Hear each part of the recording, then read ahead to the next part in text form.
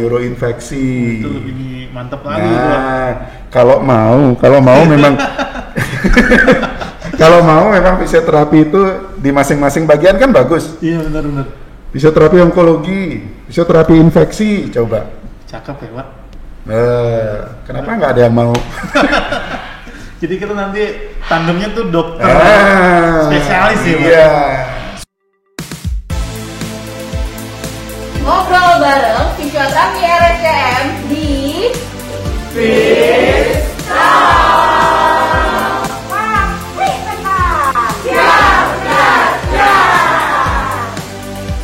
Assalamualaikum warahmatullahi wabarakatuh. Salam untuk sahabat fisio semua yang ada di Indonesia. Apa kabar? Kembali lagi dengan kita di acara podcastnya Fisioterapi RSCM. Pada hari ini hari yang cerah dan yang sehat semoga. Kita nih menghadiri ahlinya neuro atau teman sejawat kita, yaitu adalah Pak Wayan. Halo Pak Wayan, apa kabar? Baik. Ini susah sekali nih kalau undang Pak Wayan ke sini nih.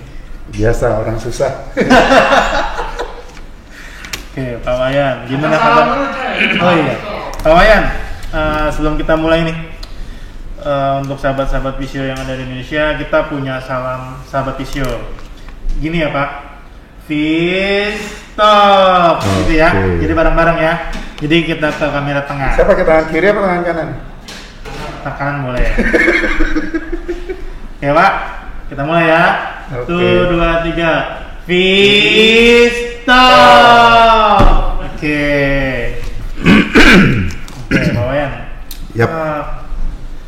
Mungkin nih teman-teman yang di luar sana pada belum kenal nih dengan seorang Pak Wayan. Boleh Pak mengenalkan diri dulu. Tinggal di mana? Profesinya apa? Ya, memperkenalkan diri. Saya Wayan. Harus pakai lengkap ya, nggak usah lah. Nggak usah, Wayan aja udah, ya. udah. Kan sebenarnya nggak usah dikenal kan nggak apa-apa gitu kan. Sekarang saya berdinas di neurorestorasi RSCM, ngurusin pasien-pasien stroke, terutama pasien stroke dan di samping pasien stroke juga pasien neuro. Nah, kalau mungkin nih teman-teman di luar sana kan masih belum tahu tuh Pak, neurorestorasi itu apa dan andilnya Bapak tuh gimana di sana tuh untuk pasien-pasien stroke? Oke, gini. Sebenarnya neurorestorasi itu untuk fisioterapi kita baru mengenal dari tahun 1994. Itu baru munculnya semenjak stroke unit berdiri. Ya. Stroke unit berdiri, di situ ada yang namanya tim neurorestorasi. Tim neurorestorasi itu terdiri dari dokter spesialis neuro dengan subspesialistiknya adalah neurorestorasi. Kemudian ada fisioterapi, ada terapi wicara, kemudian ada okupasi terapi. Nah, kemudian ada gizi di situ jadi satu. Nah, itu yang kita sebut tim neurorestorasi. Nah, dari situ dari tahun 1994 sampai sekarang. Nah, itu peran kita memang kalau dilihat dari ininya perkembangan fisioterapi di neurorestorasi itu memang paling besar, paling kita dominan lah untuk neurorestorasi. Maksudnya gini, dominannya itu setiap pasien stroke itu sebagian besar, mungkin hampir seluruh pasien stroke itu bersentuhan dengan fisioterapi. Nah, neurorestorasi itu sendiri memang cabang dari ilmu neurologi yang memakai prosedur aktif untuk mengembalikan fungsi dari pasien stroke, dari fungsi dari gangguan saraf pusat lah. Jadi bagaimana kita melakukan recovery untuk pasien stroke itu tanpa pasif. Ini yang menjadi ini yang menariknya kan di situ. Sebagian besar kita seringnya ngomong kalau pasien stroke dari awal, hari-hari pertama pasien stroke itu kita apain? Paling sering akan menjawab di pasif. Pasif exercise kan gitu kan. Latihan pasif lah, kemudian stretching lah apa gitu. Nah, kalau kita semenjak di neurorestorasi itu sudah dikenalkan bukan pasif, itu nggak pasif. Nggak ada yang namanya latihan pasif, itu nggak ada gitu. Nah, yang ada itu adalah bagaimana mengaktifkan recovery yang ada pada pasien itu secara aktif. Yang dimaksud aktif itu bagaimana kita merangsang sensorinya pasien itu kita pakai optimal. Jadi kan ada banyak, sensori kan banyak. Input sensori itu banyak sekali. Ada yang auditory, verbal, visual kan gitu kan.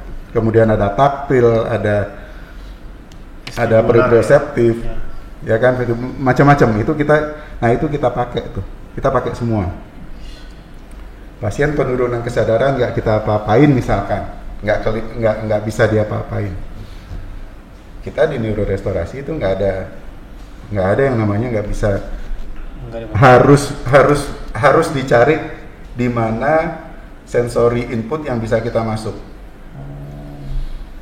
Jadi kalau kita begitu pasien stroke masuk ke ruangan, kita sudah harus melakukan pemeriksaan awal di situ. Jadi kalau kita mau oke lah, katakanlah pasien penurunan kesadaran, tidak sadar deh, apa yang dilakukan, kan gitu kan? Muncul pertanyaan, oh di pasif, enggak. Pasif kan kalau anak cuman teka-tekuk aja. Ya. Kan? Nah itu kita sudah melakukan stimulasi itu dari awal. Dari kita ngomong, selamat pagi Bapak, selamat pagi Ibu, itu sudah auditory. Kemudian kita pegang tangan pasien, kita lakukan kita lakukan beberapa gerakan dan kita kasih tahu pasien itu. Ini tangan Ibu loh, ini tangan kanan Ibu. Ini tangan kanan Bapak nih. Kerasa nggak tangan saya? Nah ini rambut, pegang rambut, diajak megang rambut, ini rambut. Bapak masih ingat nggak rambut ini? Ini mata loh. Jadi itu yang kita pakai, ada auditory, ada taktil. Kemudian kita pegang, kita lakukan beberapa gerakan, mungkin aproksimasi, penekanan.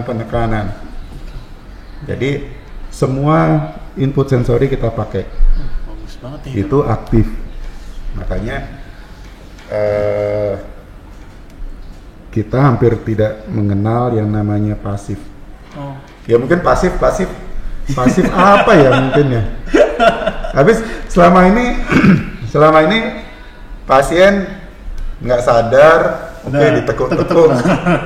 Ini nggak tahu juga sih pasien mau di dalam pikiran pasien juga nggak tahu dia apa gitu. Berarti kan itu nggak ada untuk sensoriknya ya Pak, kalau kita main tekak lurus gitu ya. Jadi sebenarnya gini, kita butuh ada stimulus yang menghantarkan rangsang dari input sensoris masuk ke otak, kemudian otak akan mengolah, entah itu terkirim sebuah aksi atau tidak, kita nggak tahu di dalam itu, tapi paling tidak itu ada yang masuk ke otaknya. Iya betul. Jadi ke macam sensorik yang terus berjalan lah ya, jangan sampai berhenti. Bagus, Gitu. bagus. Berarti banyak perbedaan dengan teman-teman yang di luar sana untuk secara rule-nya buat megang pasien stroke itu.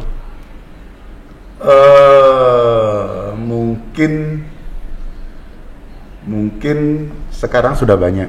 Mungkin Ya? sekarang sudah banyak, kan ada rumah sakit lain juga yang ada neurorestorasinya. Jadi kalau gini, kalau neurorestorasi intinya kalau fisioterapi yang berada di neurorestorasi itu biasanya dia akan satu tim dengan dokter spesialis neurorestorasi. Nah, jadi masing-masing orang sudah tahu tugasnya. Oke. Berarti ini peran fisioterapi ini dari penanggung jawab itu dokter saraf ya Pak? Iya, Oke. Jadi kan penanggung jawabnya. Jadi di neurorestorasi itu ada ciri khas. Ciri khasnya gini. Setiap minggu itu harus ada meeting. Meeting neurorestorasi, dan itu kita duduk bersama. Terus ada dokter yang membacakan resume pasiennya. Kemudian nanti akan diminta pendapat masing-masing. Ini pasien BAK-nya gimana, BAB-nya gimana, terus apakah pakai NGT. Nah, setelah itu nanti kita ditanya, fisioterapi sudah sampai mana nih mobilisasinya? Mobilisasi ini sudah hari kesekian. Kenapa dia belum dibuat berdiri lah katakan? Karena biasanya pasien stroke tanpa penyulit di neurorestorasi itu hari ketiga itu sudah turun dari bed. Dia harus sudah berdiri. Keluar lah ya dari bed ya. Keluar dari bed. Pokoknya hari ketiga dia berdiri, hari keempat dia sudah mulai melangkah. Melangkah, hari keempat, hari kelima itu sudah jalan lah. Dan itu udah target. Jadi kalau sampai hari kesekian tidak terjadi, itu jadi pertanyaan kenapa gitu. Nah, saya punya pertanyaan nih Bang. Kan mungkin nih saya dulu kalau kuliah ataupun setelah bekerja masih merasa takut saat kita memegang pasien stroke gitu. Nah, mungkin apa yang saya rasakan ini sama yang dirasakan teman-teman di luar. Misalkan si A pernah serangan stroke, kan belum ada instruksi dari dokter ini gitu, buat mobilisasi ke duduk ataupun ke berdiri gitu Pak. Itu misalkan yang tadi saya tanyakan, harus berapa hari sih dia di rest ataupun targetnya berapa hari dia udah bisa duduk ke berdiri, diri ke jalan gitu. Kalau kita di neurorestorasi itu di stroke unit kita sudah punya ada clinical pathway. Clinical pathway. Jadi yang dibuat bersama waktu itu dengan dokter neuro, fisioterapi terlibat, kemudian ada terapi wicaranya juga, kemudian perawat juga. Jadi gini, untuk pasien stroke baru akut hari pertama begitu pasien stroke datang itu sudah masuk di dalam catatannya bahwa hari pertama hari kedua itu pasien itu di fasilitasinya itu di tempat tidur. Hari pertama dan hari kedua. Hari pertama dan hari kedua, dan kita hitung tuh.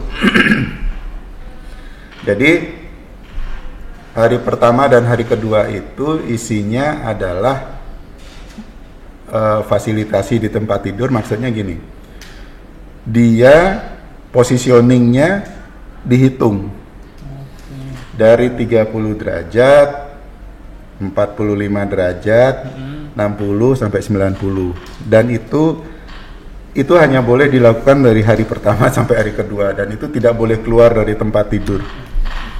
Walaupun pasien itu katakanlah kuat, bisa kok saya keluar dari tempat tidur misalkan. Saya bisa jalan, bisa bisa.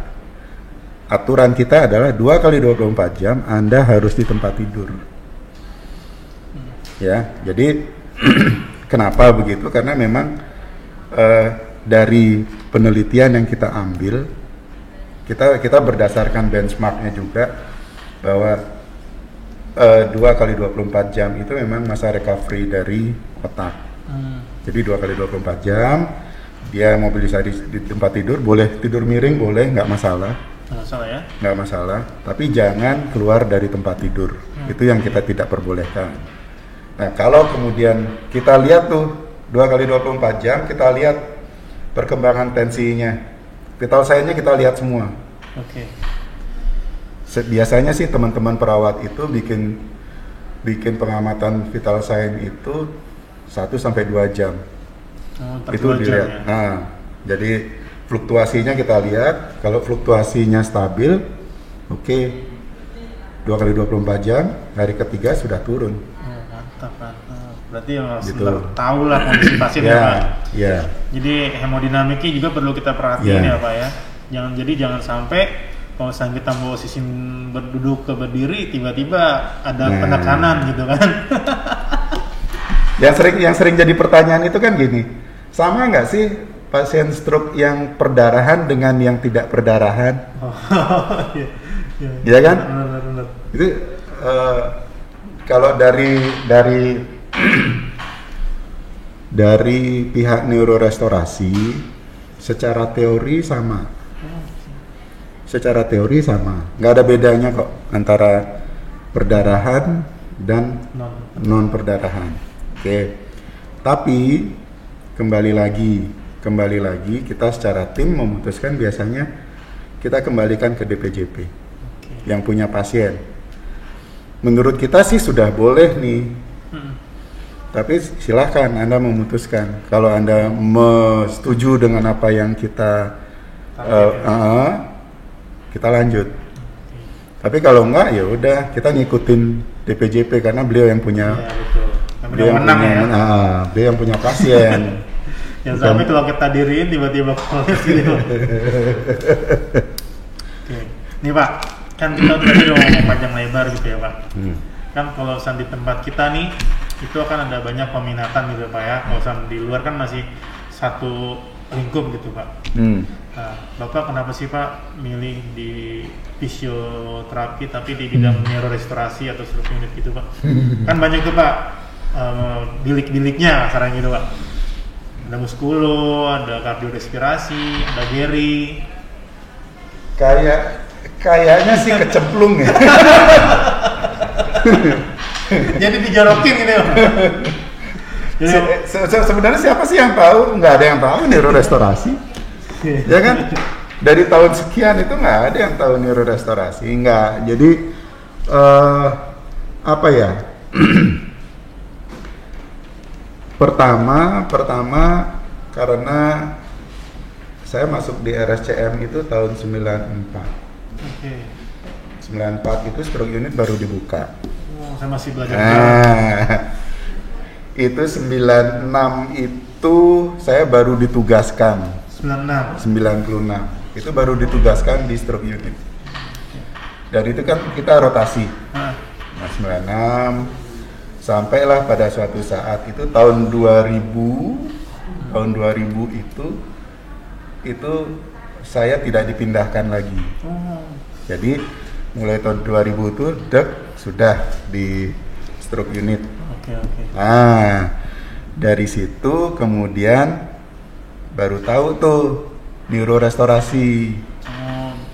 Dan saya kira juga teman-teman fisioterapi juga taunya kan neuromuskuler. Iya. Ya kan, neuromuskuler. Nah, begitu saya berada di neurorestorasi itu baru tahu bahwa neurorestorasi itu atau kemudian ternyata cabang ilmu neurologi itu kan banyak. Iya, benar. Neuromuskuler itu bagian kecilnya. Neurorestorasi juga bagian kecilnya.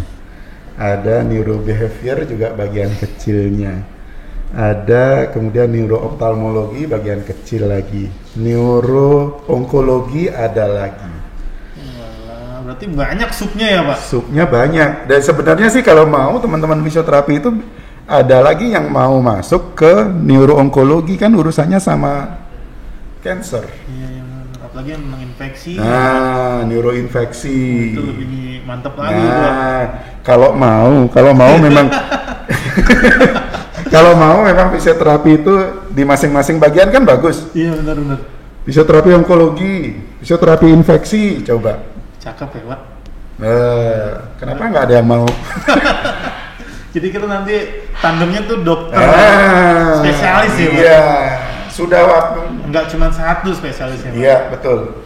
Ya. Makanya saya tidak, waktu saya diminta pendapat itu sama perkumpulan fisioterapi kan, kalau boleh saya minta perhimpunan bukan perhimpunan fisioterapi neuromuskuler, saya nggak mau, tapi perhimpunan fisioterapi neurologi, karena ternyata banyak tuh neurologi itu masih bercabang lagi, dan tidak menutup kemungkinan kalau fisioterapi itu ada di masing-masing cabang itu. Kenapa kita harus mempersempitkan diri di neuromuskuler? Jadikan aja neurologi, nanti dari neurologi masuk ke subnya sendiri-sendiri lagi. Ya kan? Iya. Kita punya, masa kita nggak pernah nanganin pasien AIDS sih? Ya. Saya sering tuh Pak. Ya kan, pasien infeksi kan, neuroinfeksi kan. Pasien AIDS manifestasinya ada yang stroke kok. Itu lebih kompleks Pak. Nah, itu makanya. Di endurance yang bener-bener kita ingin aja, aduh mas capek. Ya udah gitu kan. Kadang itu kita, ya karena kan kita juga perlu kehati-hatian kayak gitu kan, jangan sampai jumawa ataupun gue yakin nih gue sehat gitu kan, jangan sampai seperti itu, tetap ada batasannya lah kalau buat jadi mantap lah ya kalau di struktur itu. Sekarang gini, pernah nggak merasa deg-degan kalau nanganin pasien AIDS, dia masih dalam lukanya basah, waktu kita latih bersentuhan kan enak sekali. Kalau saya nih Pak, kalau kayak gitu, aduh, saya bingung kan Pak. Awal saya masuk sini lah kayak gitu, aduh infeksi dia, apain ini gitu kan, saya bingung gitu kan dengan saya lihat dari teman-teman saya yang udah duluan, saya masih anak bawang gitu. Wah harus banyak belajar lah ternyata memang belajar itu nggak kenal waktu Pak. Nah itu harus belajar terus dan belajar terus. Betul. Jadi jangan pernah ngerasa puas. Betul. Makin mantap banget lah kalau di sini ya. Mungkin teman-teman di sana juga harusnya improve ya Pak. Harus berani dan belajar terus gitu Pak. Kalau di neurorestorasi itu pasti, maksudnya pasti diimprove, pasti dia memang target itu mengikuti perkembangan, nggak menutup kemungkinan bahwa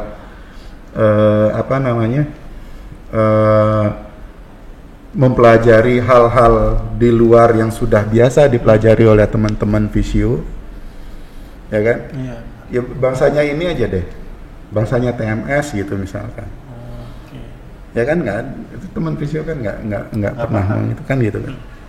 Nah itu kita diajak terlibat juga lah, jadi paling tidak tahu. Iya betul. Karena itu di bawah dokter neuro ya Pak? Iya dokter neuro. Okay. Jadi sebenarnya bagus, kolaborasinya sih bagus. Itu yang kita harapkan sih sebenarnya, kolaborasi di mana-mana itu terjadi kolaborasi kok. Betul sekali. Waktu itu saya juga pernah kan coba Mas Ganis ke sini tapi itu sama penyakit dalam itu sering banget saya ketemu di ICU, itu sering banget. Ayo Mas Ganis kita ronde bareng-bareng. Itu seru banget. Itu dia. Canggih banget. Itu dulu saya baru-baru mungkin seinian Ganis ya. Kita itu dikasih tahu sih hari rondenya ortopedi itu hari apa saja, jam berapa. Rondenya neuro itu hari apa, jam berapa. Dulu waktu saya masih umum lah nyari, kita harus kemana-kemananya kan. Kita ngikutin. Katakanlah kita megang pasien di Bangsal, kan gitu kan. Di Bangsal itu pasti ada informasi, nanti ada ini nih, ada apa namanya, ada ronde jam segini, kalau mau datang boleh. Dan memang bagus, dan disitulah kesempatan untuk mengenalkan fisioterapi. Cakep itu, Pak. Jadi jangan pernah merasa pupus. Ya. Justru muncul lah. Ini siapa? Pasti ditanya Ya, sama. betul. Anda siapa? Gitu. Betul. Jangan pernah malu lah ya, Pak. Enggak, ngapain malu? Iya, benar. Saya dulu juga pernah, Pak. Pas lagi saya di divisi anak. Oh, itu kita kejar-kejaran, Pak, pas ronde. Yaitu saya ngajak Bu Novi kan, Bu besok ini ada ronde, yuk kita ikut. Semua kucuk-kucuk datang semua Pak ke gedung A gitu kan, jadi rame itu. Jadi mereka tuh pun tahu, oh ini apa fisioterapi, oh gimana nih cara penanganannya seperti ini, bagaimana gitu. Itu canggih banget kayak gitu, Pak. Mantap. Pokoknya itu yang apa namanya ya? Kita belajar untuk berdiskusi itu di situ gitu loh. Jadi kalau misalkan apa namanya, kadang dokter itu nanya waktu beliau ronde itu nanya dan butuh penjelasan lebih detail kan yang tahu fisioterapi. Iya, betul. Nah, kadang sering langsung ditanya, ini gimana nih fisioterapinya gimana? Iya, betul. Ya kan? Nah, seringkali teman-teman itu tidak berani dalam tanda kutip kan gitu kan, tidak berani untuk berdiskusi, berdebat, menjelaskan sebuah tindakan gitu. Itu yang terjadi gitu loh. Makanya sering sekali kan menghindar. Iya, betul. Ya kan begitu, udah biarin aja lah. Iya, benar. Jadi harus berani terus lah ya. Oke, itu cakep tuh. Jadi jangan pernah berhenti buat belajar dan jangan pernah malu ya, Pak. Iya. Terus gini, Pak, di saat ini kan kita lagi selama hampir 2 tahun ya, Pak, di Indonesia ini dari 2019 itu ada pandemik ya, Pak. Terus kalau untuk pasien-pasien stroke gitu, Pak, gimana cara penanganannya dan protokolnya? Perlu nggak sih kita kayak kayak gitu, Pak? Gini, sebenarnya makanya saya sering bilang, saya ketemu dengan, kenapa senang dengan pasien stroke ya? Pasien stroke itu adalah guru saya. Pasien stroke itu adalah guru saya. Pasien stroke itu adalah orang-orang pilihan. Jadi sangat senang kalau ketemu dengan mereka. Nah, kalau ngomongin pandemi, ya kita ngomongin pandemi ini, begitu dengar kata-kata new normal, ya kan, kita udah apa nih kan gitu kan, new normal gitu apa sih apa sih yang new normal ya. Kalau mau ngomong new normal, pasien stroke udah duluan new normal. Kenapa gitu, Pak? Begitu dia kena stroke, dia harus beradaptasi dengan itu. Dengan lesinya sama. Ya kan? Gitu. Jangan salah ngomong new normal. New normal justru dia pasien stroke yang duluan yang tahu new normal kayak apa. Dengan cara dia kita baru cuma pakai begini doang loh. Iya. Yang dulunya sering ngebut gitu ya. Iya kan? Terus tiba-tiba nggak bisa ngebut gitu ya. Kalau pasien stroke itu begitu dia kena serangan dia langsung new normal. Nggak bisa ngapa-ngapain, dia harus beradaptasi dengan kondisinya dia harus seperti apa kan? Iya betul. Nah kalau urusan di tim stroke unit gitu Pak, ada nggak sih Pak protokolnya Pak? Kita masih pakai seperti biasa karena gini, karena kita berada di zona hijau, jadi kan nggak satu pasien stroke sudah masuk IGD pasti di screening di IGD kan gitu kan. Ini kita ngomong yang rawat inap ya. Iya. Di IGD sudah di screening. Di IGD sudah di screening baik itu PCR, kemudian dia pemeriksaan macam-macam, baru kemudian dia masuk ruang rawat. Kan gitu. Iya. Nah, masuk di ruang rawat, setiap dia ada pemeriksaan dia harus ada inian lagi, swab lagi. Seperti itu ya. Ya kan? Tapi kita selama ini terus terang saya nggak mau pakai APD lengkap lah, enggak lah. Ya, satu begini. Saya hanya memakai masker, kemudian kalau perlu memakai handscoon atau pakai kacamata. Ya, satu APD seperti itu. Kedua, saya menjaga psikologis dari pasien. Kalau kita pakai APD lengkap kayak apa itu menjauhkan, rasanya jauh sama pasien. Pasien sendiri merasakan, aduh, gitu kan, kok kayak begini. Oke, bahwa kondisinya harus seperti ini sih, oke lah, nggak apa-apa gitu. Tapi di sisi lain, kalau dibilang apa namanya, kalau ada yang orang bilang kan ethically baik kan gitu kan, ethically-nya bagus gitu, but clinically jelek kan gitu kan. Ya udah, mau untuk sementara seperti itu. Tapi sampai detik ini, walaupun ada pasien kita kecolongan, ada beberapa pasien yang ternyata positif, ya alhamdulillah nggak kena ke kita, nggak sampai ke kita lah. Jadi kita udah swab juga, cuma nggak ada masalah. Sehat ya Pak. Alhamdulillah nggak ada apa-apa.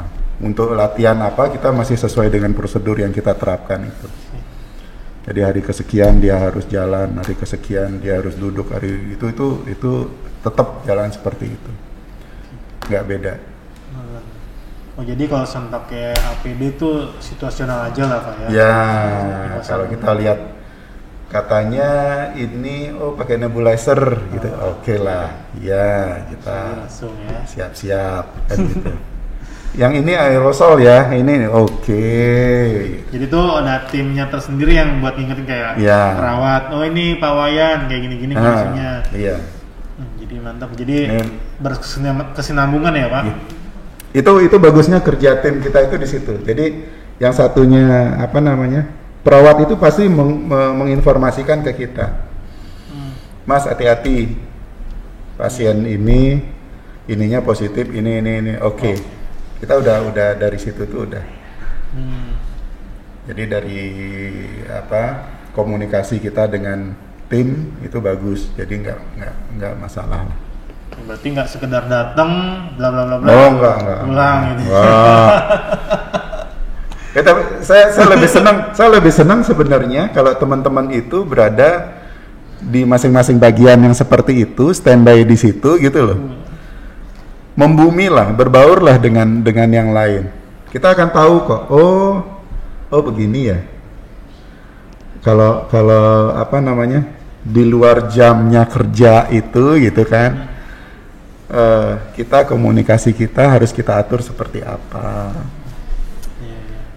Betul. Itu tata keramanya seperti apa kan, kita semakin lama semakin kurang, tata kerama kita kan kurang. Pelununnya nggak? Ya sering kok di ruangan saya ujuk datang. Lu ini nggak A nggak B nggak kulonun apa ya? Langsung nongkrongnya gimana ceritanya kan gitu kan? Ya satu, kita lapornya jangan negur dia langsung, nggak enak gitu kan. Cuman kita kasih tahu Anda siapa gitu.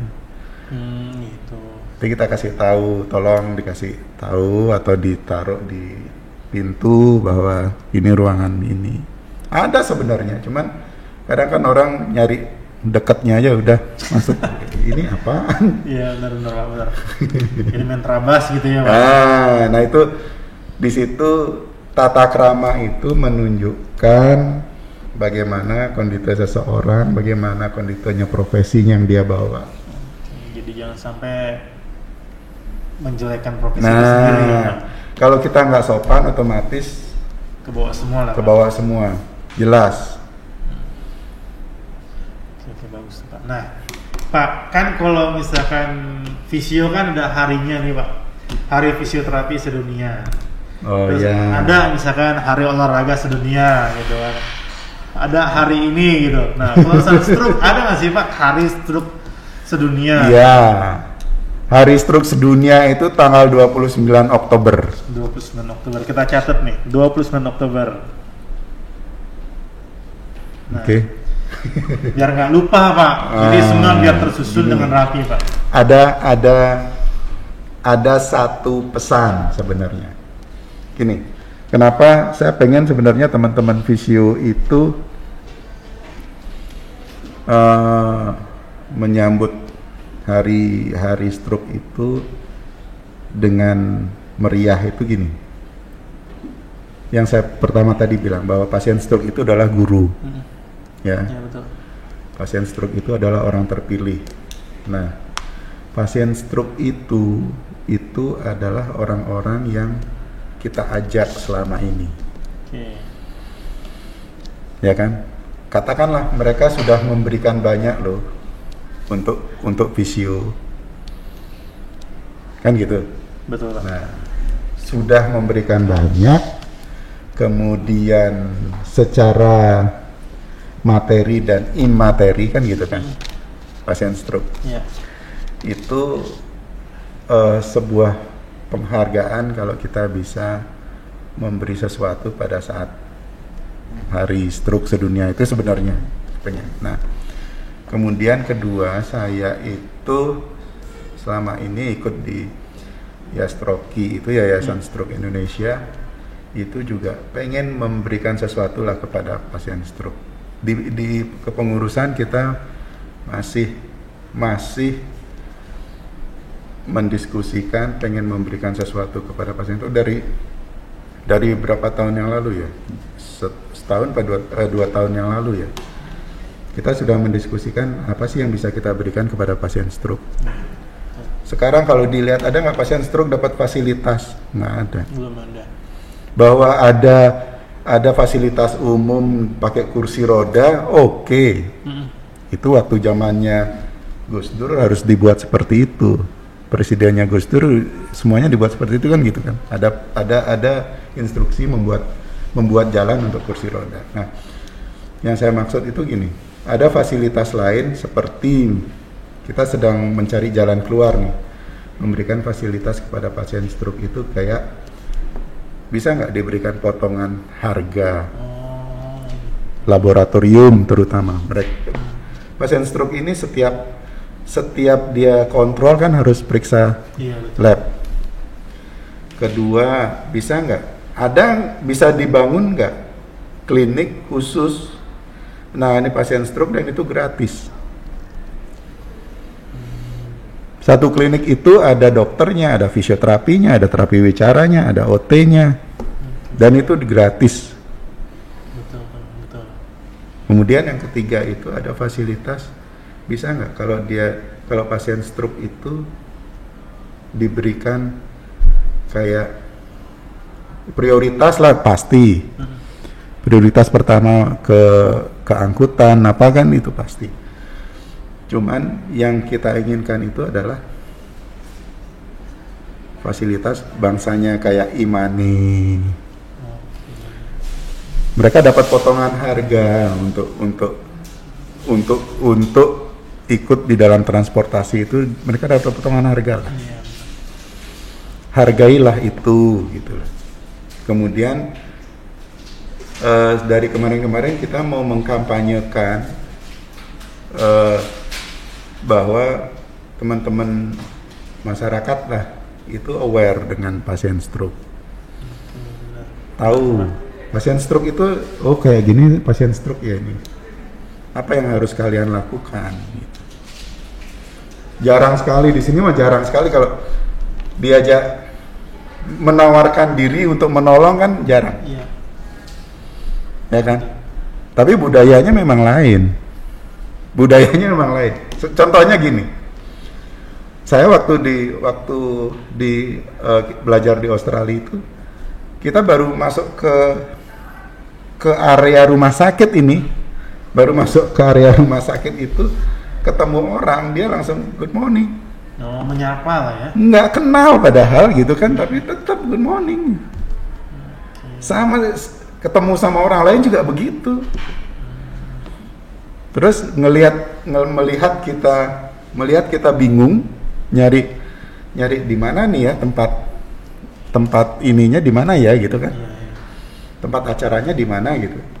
Dia ngelihat seperti itu, dia yang nanya. Kita masih nyari-nyari nih. Di mana ya nih arahnya. Dia yang nanya. Anda mau kemana? Ada yang bisa saya bantu nggak? Bagus banget ya budidaya ya, Pak. Itu yang begitu itu saya coba untuk menerapkan di sini nggak bisa. Padahal tuh dia sesama orang sehat lah ya, Pak. Sama rasa. Ya berarti kita di sini harus perbaiki diri sendiri ya, Pak. Ya Jadi itu. mulai dari kita diri sendiri mungkin akan berat ngembet ke semua orang ya, Pak. Kalau bisa kan begitu. Harapannya kayak gitu, Pak. Kalau bisa kan seperti itu. Pengennya sih gini loh. Kenapa saya memberikan julukan pasien stroke itu adalah orang pilihan? Kebayang nggak sih kalau kita yang begitu gitu? Iya betul, Pak. Saya pernah sering banget ngebayangin seperti itu. Saya pernah bilang sama istri saya seperti ini. Kalau saya sekarang rajin nyari duit gitu kan, saya gigih nyari bekerja gitu. Kalau nanti saya sakit, kalau ingetin saya kalau saya udah nggak bisa kayak dulu lagi. Saya pernah ngomong kayak gitu Pak, istri saya. Cuman takutnya kan yang namanya kan kita juga banyak lah karakter stroke ya Pak.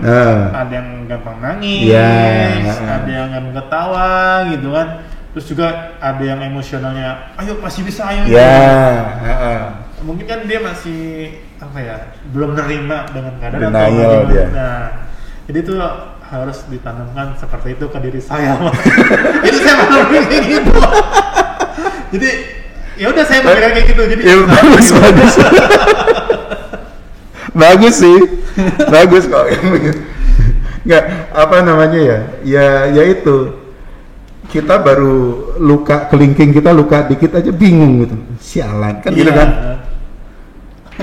Ada yang terganggu ini gitu, makanya kalau pasien stroke itu udah new normal bener. Ada yang nggak tahu tuh tangannya siapa ya. Makanya suruh dia merasakan tangan kirinya jadi dia nggak tahu ya gitu. Punya siapa sih ini gitu. Tuyul gitu. Gitu. Nah, berarti banyaklah harapan banyak stroke ya Pak. Jadi itu yang perlu yang diperjuangkan sama teman-teman yang lain, entah dari komunitas ataupun Pervi atau yang lainnya gitu kan. Banyak prosedurnya yang harus dijalankan ya. Saya nggak tahu juga yang namanya sebenarnya kan kayak senam stroke itu bisa diinikan juga ya sebenarnya sebagai ajang komunikasi antara pasien stroke dengan fisio dengan yang lainnya. Justru dengan cara seperti itu kita bisa paling enggak sebenarnya sih selama ini memang pasien stroke itu yang kenalnya kan sama fisioterapi kan. Iya, betul. Taunya ya fisioterapi. Pokoknya karena dokter pasti menyarankan udah fisioterapi. Ya kan latihan lah fisioterapi aja gitu. Ini udah nggak ada jalan lain, udah fisioterapi aja kan gitu.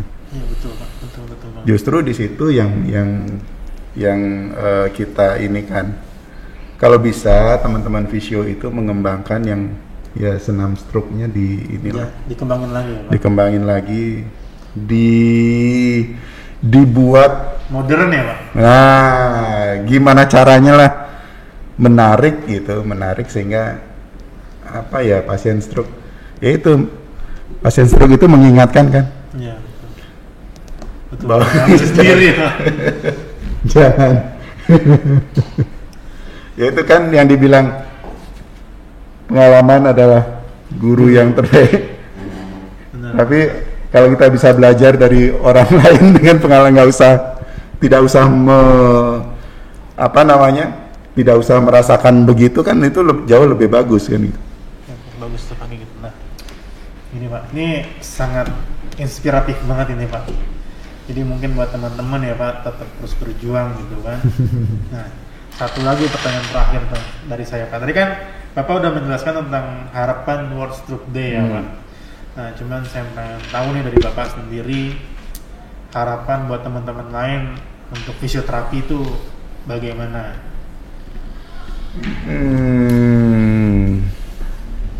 Rencana pawayan lah. Untuk teman-teman umum lah. Ya. Umum lah.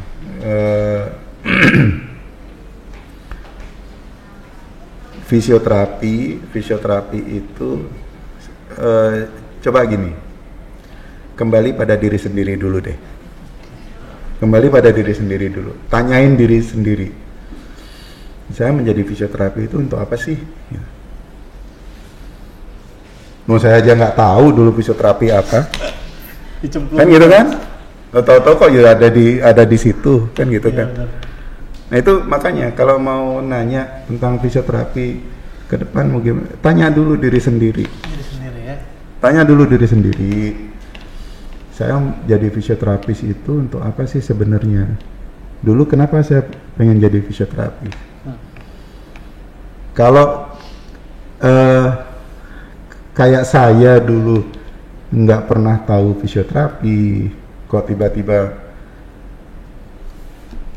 lulus di fisioterapi, ikut pendidikan fisioterapi, di tengah jalan pengen keluar, gue banget, gue banget tuh gitu. Hati aja mas. Ya itu udah umum lah bahwa karena saya mengalami itu, jadi di tengah jalan pengen keluar, nggak suka gitu, tapi mau keluar kok nggak dikasih ya, rasanya itu ada yang ngiket nggak boleh keluar gitu, udah lu di sini aja gitu kan. Nah sampai akhirnya ya udahlah, itu di tingkat 2 itu dulu, karena saya di 3, di tingkat 2 itu sudah udah nggak kepengen gitu, boringnya itu di situ, jenuh banget rasanya, udah bosen di situ. Tapi ada yang iniin lagi, jangan keluar deh gitu. Oke, selesaikan dari situ tuh, udahlah yang namanya contek-contekan itu udah nggak ada lah. Pokoknya udah, yang penting kerjakan, bisa keluar gitu kan. Ya. Nah setelah itu baru tahu bahwa oh saya tidak boleh keluar dari fisioterapi dan saya harus jadi fisioterapis itu karena memang Tuhan menghendaki saya menjadi fisioterapis. Itu yang kemudian saya katakan ke orang-orang bahwa itu adalah jalan Tuhan. Saya tidak pernah memikirkan menjadi fisioterapis, ya kan? Kok tiba-tiba saya ada di situ?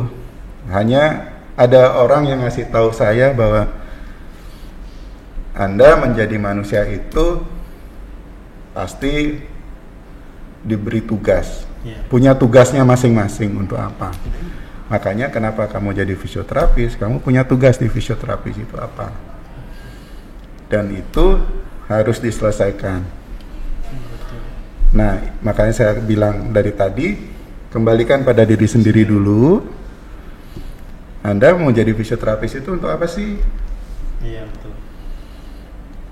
Makanya tadi kalau ngomongin stroke, kenapa saya tertarik dengan stroke? Ya nggak tahu tadinya juga, nggak tahu kenapa kok jadi stroke gitu. Iya benar. Saya sebenarnya senangnya olahraga, buku-buku olahraga saya banyak. Kenapa saya ada di stroke? Nggak ngerti juga gitu. Berarti masuk ke stroke gitu. Makanya waktu pernah tuh ikut simposium kalau nggak salah. Jadi moderator gitu. Saya ngerti tentang tentang olahraga, sedikit banyak saya ngerti aturan-aturan olahraga, ngerti gitu.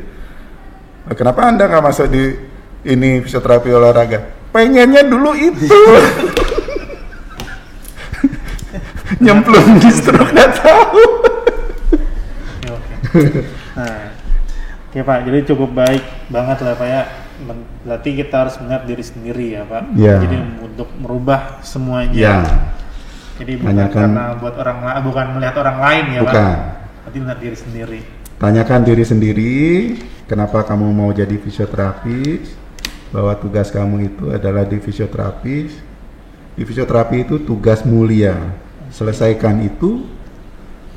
Apapun yang terjadi di situ, itu memang sudah bagian kamu. Betul banget itu, betul banget.